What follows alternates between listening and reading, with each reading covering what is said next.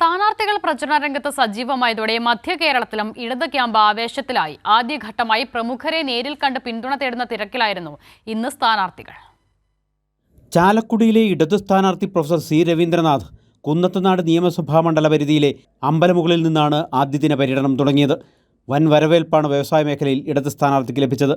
BPCL തൊഴിലാളികൾ ഉൾപ്പെടെയുള്ള വോട്ടർമാർ സ്ഥാനാർത്ഥിയെ വരവേറ്റു. ഉച്ചയ്ക്ക് ശേഷം അങ്കമാലി, ആലുവ എന്നിവിടങ്ങളിലായിരുന്നു ചാലക്കുടിയിലെ ഇടത് സ്ഥാനാർത്ഥിയുടെ പര്യടനം.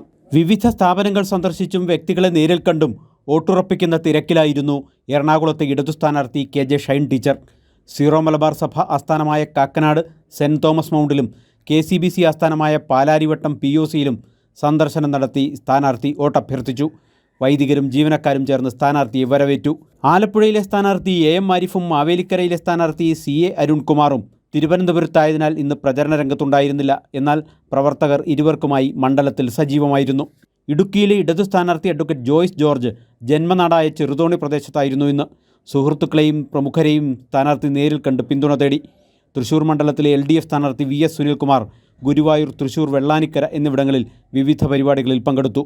കോട്ടയത്തെ ഇടതു സ്ഥാനാർത്ഥി തോമസ് ചാഴിക്കാടൻ ഇന്നത്തോടെ ആദ്യഘട്ട പ്രചരണം പൂർത്തിയാക്കി. പൗരപ്രമുഖരെയും സംഘടനാ നേതാക്കളെയും സ്ഥാനാർത്ഥി ഇന്ന് നേരിൽ കണ്ട് പിന്തുണ ഉറപ്പിച്ചു. രാവിലെ സ്വകാര്യ സന്ദർശനങ്ങൾക്ക് ശേഷം പാലാ മേഖലയിലായിരുന്നു തോമസ് ചാഴിക്കാടൻ്റെ പര്യടനം. കൈരളി ന്യൂസ്, കൊച്ചി.